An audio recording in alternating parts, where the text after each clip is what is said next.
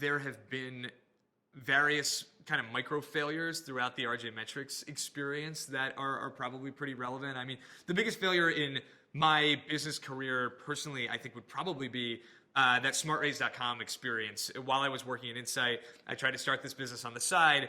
I spent, all of my personal savings and some money I had borrowed from other folks on getting it off the ground, and it just didn't work for so many reasons related to technology, market, my ability to execute as an entrepreneur, my overestimation of my ability to spend time outside of work, making it be successful.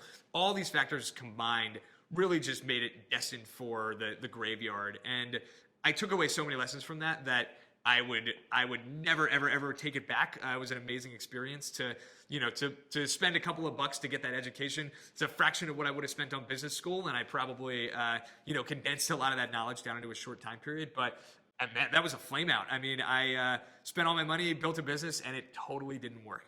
So that's a pretty concrete example of failure. Some of the micro failures along the way at RJMetrics, I mean, I think there have been a lot of cases where we've decided to be too generous to our customers with custom built features and services that would help us win a deal to get that next dollar of revenue that wasn't really serving the long-term mission. I think we've gotten a lot better at that, but if you look in our early days, our product used to have so many features that only one customer was using. At the point when we had 2 or 3 dozen customers, a very big percentage of them were there because they said, well, it's good, but if it had this thing, it would be really good, and we'd be more likely to sign up. And what we didn't realize at that point in time, and we should have, was that if we had said, nope, we don't do that, they still would have signed up, and they still would have paid money. But instead we said, oh, if we build it, will you promise that you'll sign up? And they said, oh yeah, we will. And then I'd spend 3 weeks going off and building this thing instead of the core product. We'd get another $500 a month customer. We'd do a dance and declare victory, and the ball would move forward. The crazy thing is that a lot of these features, now that we've got a much larger technology team and we're kind of on a future version of our product, we've been able to rip a lot of these features out. And the same customers that really needed them when they signed up and called for them in order to sign up, we've had a lot of phone calls where we call those customers up and we say, hey, just want to let you know, we're ripping this feature out. You're the only client in the client base that does it. It's not realistic for us to continue to maintain this. Really sorry if that means we're not a fit for you anymore. We apologize, but it's not part of our long-term vision. Expecting basically to fire those customers, they never quit. They always stick around. It's never that one little feature that's a nice to have.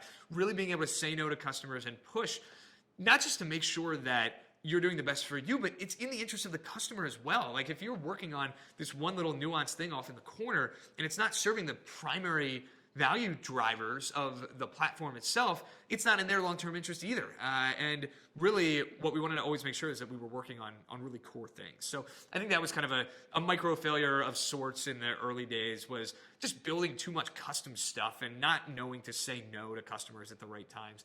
And I think along the way, just culturally too, I mean, over the course last year, we've lost very, very few team members. I'm really proud to say our retention rate is just astronomical compared to companies just about anywhere, but especially compared to other venture-backed companies. And we're very, very proud of our culture being able to facilitate that, but it hasn't been without its losses. I mean, one of the best engineers that we've ever had, who was kind of employee number 5 or 6, we lost largely because we had him working on this really, really painstaking, not productive, repetitive, redundant, not challenging technical project for a really long time that was necessary for us to move the ball forward, but was not really helping him grow as an engineer. And I think, he ended up quitting the company when we were probably, 12 or 13 people. It was the first person that had ever quit.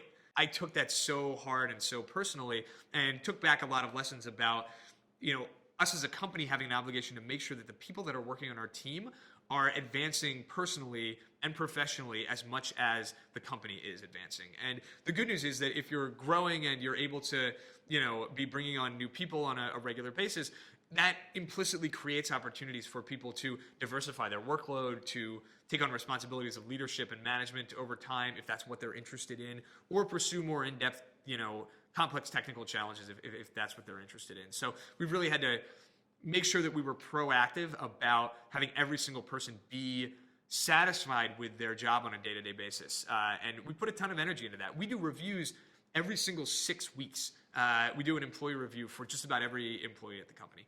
And that sounds crazy, and it's not like a, here are the areas for improvement kind of review. It's a very much a bi-directional, how are you doing? It's more of a mentorship review. What's your level of job satisfaction? Or do you think we're working on the right things as a company? What can we be doing differently to make your day-to-day better and more successful? And we have gotten more deep insights out of those conversations than I think out of any other interaction with our team that we have.